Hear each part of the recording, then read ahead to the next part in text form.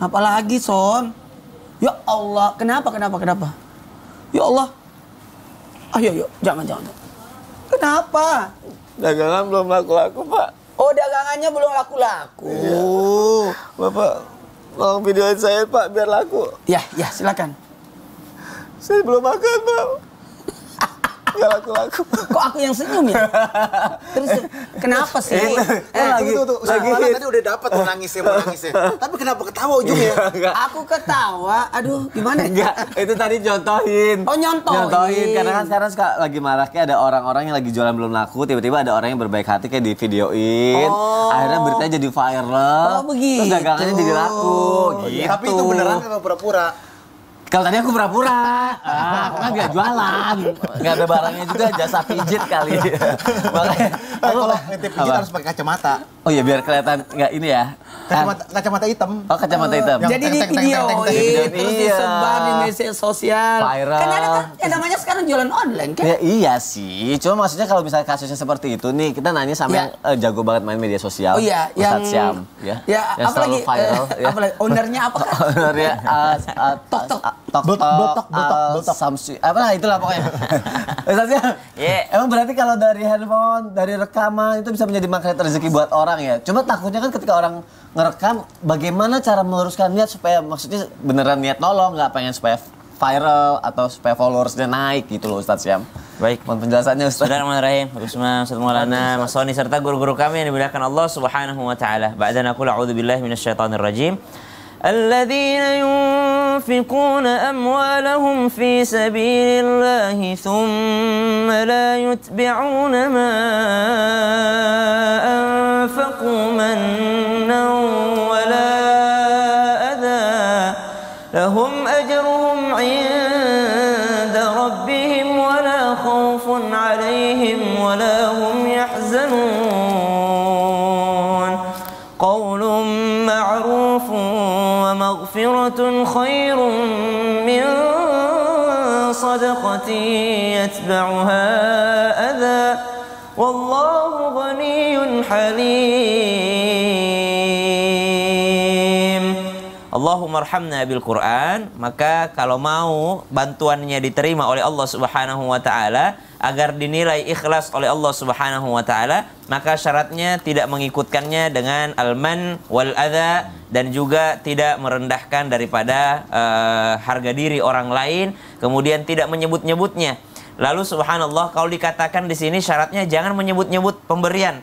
Kalau sudah membuat video lalu ternyata gara-gara video tersebut dagangannya laris, nggak usah disebut-sebut gara-gara saya itu. Gara-gara saya itu. Oh, kalau bukan saya yang videoin itu nggak bakal laris kayak gitu, nggak bakal viral kayak gitu. Itu mah pertama kali karena muncul di konten saya tuh. Subhanallah. Maka habislah pahalanya karena dia menyebut-nyebut pemberiannya, menyebut-nyebut jasanya. Akhirnya hilanglah pahala membantunya tadi. Jadi kalau dikatakan bagaimana agar lurus nih amalannya nih, lurus terus, alhamdulillah habis ngebantuin orang, maka yang pertama jangan disebut-sebut. Yang kedua, jangan sampai menyakiti perasaan. Termasuk menyakiti perasaan adalah ketika merendahkan harga diri seseorang. Maka syaratnya ketika memvideokan atau mempublikasikan wajah seseorang, pekerjaan seseorang, mesti dengan izinnya.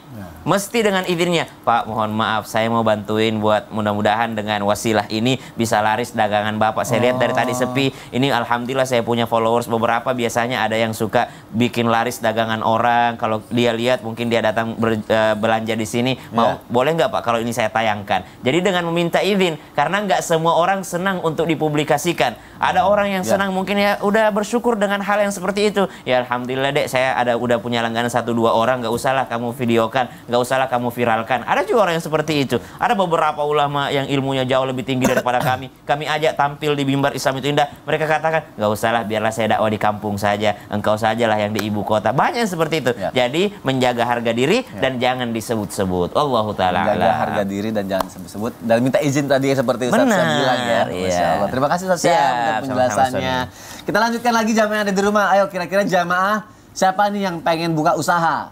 Nah, kita akan bahas nih, apakah ketika buka usaha itu bisa menjadi magnet rezeki juga buat orang lain? Betul, siapa sih yang nggak pengen punya buka usaha? Pastinya semuanya dong. pengen, walaupun jualan di rumah pun pengen. Nah itu, kira-kira kita buka usaha tuh tujuannya apa? Kita harus dibahas ya. Apalagi ini Ustadz Maulana, bagaimana nih ketika kita buka usaha, kita menaruh kepercayaan kepada para pegawai kita, gitu. Biar tidak terjadi hal yang tidak diinginkan lah, gitu. Mohon penjelasannya Ustaz Maulana. Makasih banyak.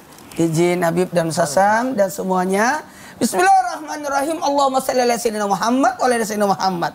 Berbicara tentang magnet rezeki, ternyata ada magnet rezeki dari sisi jualan. Ketahuilah, berdagang itu adalah 9 dari 10. Hah? Dari rezeki itu sendiri. Kenapa? Karena memenuhi kebutuhan, jalin silaturahmi, dan membahagiakan orang, memenuhi kebutuhan hajatnya orang. Ini luar biasa. Lalu dari sinilah kita mendapatkan kemuliaan.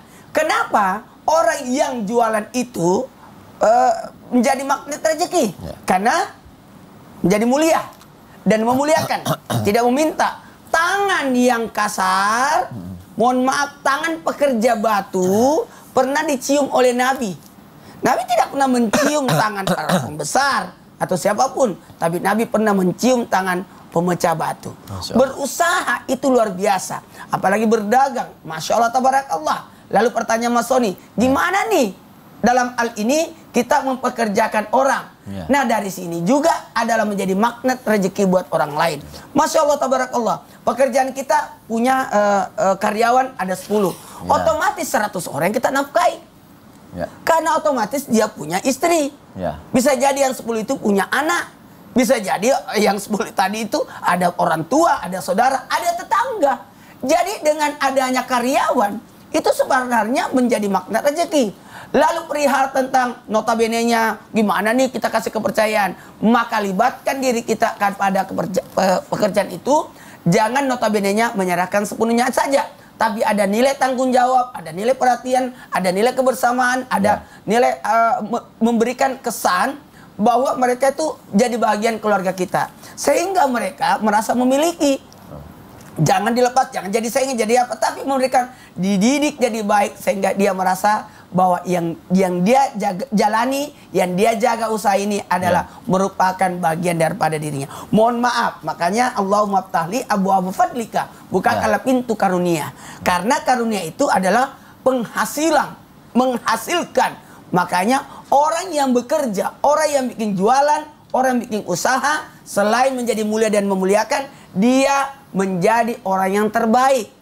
Sekali lagi, menjadi orang yang terbaik. Karena kenapa? Khairun nas amfa'uhum linnas. Bukankah orang yang terbaik itu adalah orang yang banyak manfaatnya? Dengan membuka usaha di sini, usaha di sini, usaha di sini, berarti alhamdulillah membuka lapangan pekerjaan, dan membuka lapangan pekerjaan berarti membuka pintu rezeki. Masya Allah. Semoga kita bisa menjadi mulia dan memuliakan banyak orang. Makanya saya selalu sounding Sony kan jago bermain peran, jago bermain sinetron. Apa salahnya bikin sekolah acting atau bikin production house. Amin. Acting khusus antagonis. Gitu. Enggak dong. Mencetak para penjahat TV. Pas banget sih. Sony kan antagonis. Protagonisnya adalah Fairuz. Oh gitu. Pas banget. Tapi permasalahannya Ustaz Maulana bilang production house. Production house. Berarti kalau bikin PH, Anda pengen menyakiti dan disakiti, masuk belajar acting sama saya, gitu ya. Terima kasih Ustaz Maulana ya, udah kasih masukan ya. Terima kasih, insya Allah. Semoga kita bisa buka usaha dan bermanfaat buat banyak orang. Amin. Udah punya niatan belum? Udah. Insya Allah, doain ya Bib ya. Insya Allah. Tapi nanti anak saya bawa acting ya, sekolah aku kasih ajarin bagaimana menjadi antagonis yang tobat. Full beasiswa. Coba. Acting jatuh dulu. Nanti aja. Nanti aku jatuh bener. Enggak. Tapi aku mau nanya sama Habib aja gini. Nanti aku nanya mengenai acting nanti ya. Ini aku mau nanya mengenai ini Bib. Kalau misalnya Bib ya kita lagi jalan gitu, terus kita beli barang, terus aku bilang gini, Mas, kembaliannya ambil aja gitu kan. Gitu. Jadi harganya saat 999.000 aku kasih 1 juta. Itu aku kasih kembaliannya buat itu aja. Itu jadi rezeki apa enggak? 999.000 cuma 1.000 dong. Tapi kan niatnya sedekah. Ente sedekah pelit banget. Ya itu kalau ditolak pun tetap jadi rezeki nggak sih buat kita? Rezeki juga. Karena niatnya udah bagus. Bismillah. Afwan Mas Sony, Ustaz Maulana, Ustaz Syam. Bismillahirrahmanirrahim. Allahumma sholli ala sayyidina Muhammad wa ala ali sayyidina Muhammad. Ketika seorang hambanya Allah Subhanahu wa taala yang ingin meniatkan memberikan rezekinya kepada siapapun, yang dimana dia berharap akan keberkahan dari Allah Subhanahu wa taala. Karena dia berniat sedekah berarti. Sedekah tadfaul bala wa sedekah lil umri. Sedekah itu mencegah bala, wabah dan musibah. Sedekah itu mempanjangkan umur. Sedekah itu melipat gandakan rezeki daripada Allah Subhanahu wa taala, bisa jadi 10, bisa jadi 100, bahkan bisa jadi 700 kali lipat. Yang manusia tersebut ketika dia mengasihi misalkan Mas Sony pedagangnya, ya kan? Saya misalkan ada belanjaan kurang lebih tadi tuh 70.000. Saya kasih 100.000. Udah ambil aja kembaliannya. Terus orang itu bilang misalkan, udah nggak usah Pak, terima kasih banyak, ya kan? Kita ditolak. Ditolak gitu kan? Maka dikembalikan uang tersebut. Saya dapat pahala gak? Saya dapat pahala. Karena apa? Sudah niat untuk bersedekah. Karena apa? Niat itu dapat dari Allah Subhanahu wa taala. Dan saya sudah melakukannya dan ditolak dan diberikan rezeki oleh Allah Subhanahu wa taala. Insya Allah Allah ganti 10 kali lipat daripada apa yang dikeluarkan tadi itu. 10 kali lipat diganti. Bahkan bisa lebih. Karena apa? Karena sudah diniatkan dan sudah dikeluarkan. Ketika dia mengembalikannya, maka ketika masuk lagi kantong kita niatkan lagi buat ngasih yang lain. Ya kan? Kita sedekahkan lagi di tempat-tempat yang lain. Karena mungkin dia nggak butuh, tapi tempat lain masih banyak yang butuh. Karena kita berharap menjadi magnet rezeki. Siapa sih yang nggak ingin jadi magnet rezeki? Ketika kita menaruh rezeki kita dimanapun tempat, ada acara ini, ada peringatan misalkan Maulid, Isra Mi'raj, ada peringatan apalagi hal-hal yang mengandung sebuah kebaikan, ada pengajian, di dalamnya ada kita siapin deh makanan, kue, ya kan? Orang yang ngaji. Orangnya misalkan lagi sakit atau di rumah nggak bisa datang, dikasih kue, orang yang makan kue itu, maka jadi keberkahan di dalamnya. Jadi magnet rezeki juga. Dan siapa orang yang ngasih makanan kepada orang yang menuntut ilmu atau baca Quran dan lain sebagainya, maka dia seperti sama. Ya kan? Seperti orang yang ngaji di situ, seperti orang baca Quran di dalamnya. Karena apa? Niat yang diberikan kepada dia, keberkahan di dalamnya. Seringkali saya mengajarkan dimanapun berada dan bahkan di mimbar Islam itu indah ini, bahwasanya orang yang berdoa, Allah muftah lana ya Allah ya Rabb abwab rahmah, waftah lana ya Allah ya Rabb abwab ni'mah, waftah lana ya Allah ya Rabb abwab barakah, waftah lana ya Allah ya Rabb abwab rizqan wasi'atan mubarakah wa rizqan halalan thayyiban mubarakah ya Allah. Inilah hamba Allah yang mengharapkan keberkahan, dibukakan pintu rahmat, dibukakan pintu keberkahan, dibukakan pintu rezeki kepada Allah Subhanahu wa taala yang halal, yang berkah. Siapa yang nggak pengen berharap? Doa silahul mu'min. Doa adalah pedangnya orang yang beriman kepada Allah, senjatanya orang yang beriman kepada Allah Subhanahu wa taala. Semakin dia berdoa, semakin mempertajam senjatanya. Semakin dia meminta kepada Allah, merendahkan hambanya kepada Allah dan sujud kepada Allah, inilah bentuk hamba bahwasanya saya adalah minta pertolongan dan perlindungan kepada Allah. Kami makhluk Allah tidak mempunyai kesempurnaan, Allah yang sempurna. Gak ada yang bisa nolong kecuali Allah. Gak ada yang bisa membantu kecuali Allah. Minta sama Allah dengan berdoa. Minta sama Allah dengan berdoa. Niat aja udah dikabulin. Masya Allah. Apalagi dilakukan. Jadi jangan ditunda-tunda ya jamaah ya. Terima kasih Habib Usman untuk penjelasannya. Siap ya jamaah ya untuk menjadi magnet rezeki buat orang lain dan juga keluarga ya. Kita lanjutkan lagi. Sekarang ada mobil. Aku mau dijemput. Aku mau dijemput. Iya. Dijemput. Tapi sebelumnya kita masuk dulu ke segmen Tanya Dong Ustadz. Kami semua tanya dong Ustadz. Mau dijemput kemana? Mau dijemput nggak tahu nih. Itu dia tuh. Gak muat. Udah pinter ya? Iya. Udah pinter. Kemarin-kemarin kan udah tahu. Beloknya udah bagus ya manuvernya ya. Biasanya tabrak-tabrakan kan? Iya. Makasih ya. Dadah, hati-hati. Udah bisa. Jago. Udah jago. Udah lulus. Udah, semoga Berarti lanjut ya. Habis itu ya, terusin. Dia latihan terus tiap hari tuh. Kayak gitu. Bisa nggak terus beneran masuk ke sini? Nggak bisa. Baru ini aja udah nggak muat. Ada pertanyaan surat dari jamaah nih. Jamaah ngirim surat nanya di Islam itu Indah, tapi sayang banget nggak dikasih tahu alamatnya. Namanya siapa? Tapi cuma dari Bogor. Hai warga Bogor. Assalamualaikum. Bogor, Cisarua, Puncak. Mbak Habib ya. Assalamualaikum Ustadz. Sekarang umur saya udah 20 tahun, tapi sejak kecil orang tua saya selalu bilang kalau saya itu nggak bisa menjadi magnet rezeki kepada orang tua saya. Bahkan bisnis orang tua saya sering rugi sejak saya lahir.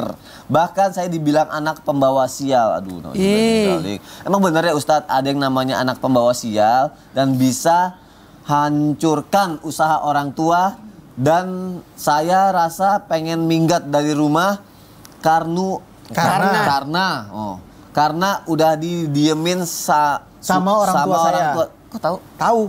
Orang nitip. Oh iya, pantesan. Gitu, sama orang tua saya. Ini gimana nih kira-kira nih? Butuh jawabannya? Kalau gitu sama-sama ya, kita juga butuh semua ya. Ustaz Syam, mohon jawabannya melalui tausiah ya Ustaz. Baik, bismillahirrahmanirrahim. Tabe, Habib Usman, Ustaz Maulana, Mas Soni, serta guru-guru kami yang dimuliakan Allah Subhanahu wa taala dan para orang tua yang dimuliakan Allah Subhanahu wa taala, penanya yang insya Allah mudah-mudahan menjadi anak yang soleh. Karena istilah anak pembawa sial itu tidak ada. Kalau istilah dalam Al-Quran itu anak itu bisa menjadi musuh. Mungkin ini yang dimaksud dengan anak pembawa sial nih, menjadi musuh bagi orang tuanya. Aduwwal lakum fahdharuhum. Anak itu kadang menjadi musuh bagi orang tuanya kalau anak tersebut menghalangi orang tuanya mendekatkan diri kepada Allah Subhanahu wa taala. Gara-gara anaknya orang tuanya korupsi, gara-gara anaknya orang tuanya menipu, gara-gara anaknya orang tuanya jadi melalaikan sholat, gara-gara anaknya orang tuanya jadi nggak zakat. Lumayan nih buat beli mainan anak, nggak usah zakat deh tahun ini. Ya gara-gara anaknya orang tuanya nggak kurban, gara-gara anaknya minta motor baru akhirnya nggak kurban, padahal biasanya dia kurban. Subhanallah, gara-gara anaknya nggak jadi berangkat umroh, orang tuanya udah nabung nih buat berangkat umroh, kata anaknya apa kita jalan-jalan ke Eropa aja. Subhanallah, maka nggak jadi umroh orang tuanya, nggak jadi haji orang tuanya, jadi dianggap sebagai musuh dalam Al-Quran. Ini musuh, bukan pembawa sial.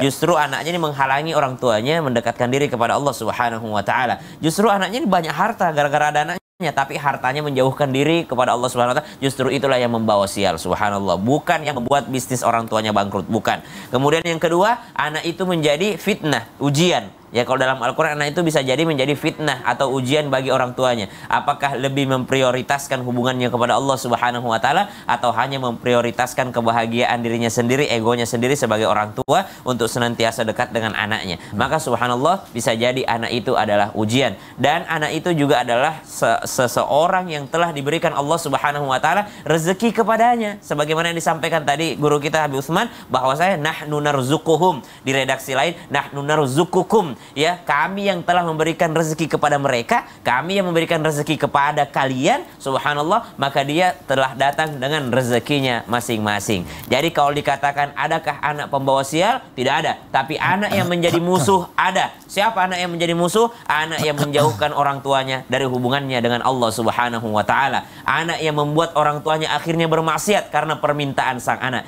Adakah anak pembawa sial? Tidak ada. Yang ada anak sebagai ujian atau fitnah. Bahkan dalam Al-Quran disebutkan, ba'da naqul a'udzubillahi minasyaitonir rajim, zuyyina lin-nasi hubbus syahawati minal nisa'i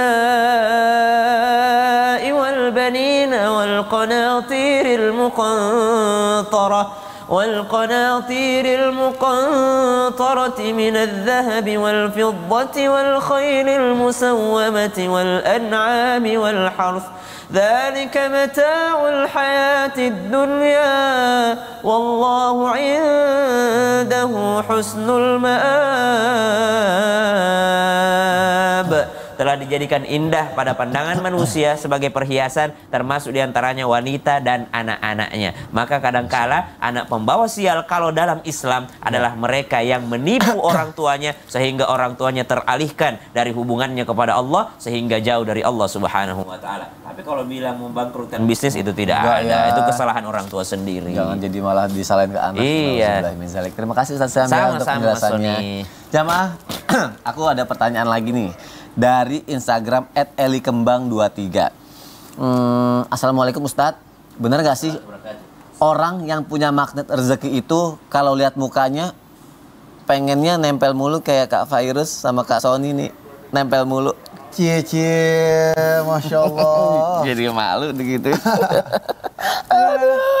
Malu sih malu. Belum selesai. Lah malah pergi lagi nih. Nih jamaah di rumah, jangan kemana-mana ya. Kita akan bahas setelah yang satu ini. Jamaah, alhamdulillah. Son. Lah malah ikut dia. Ya, diikutan juga. Kita kemana, Dit? Yaudah kita kesana, Dit.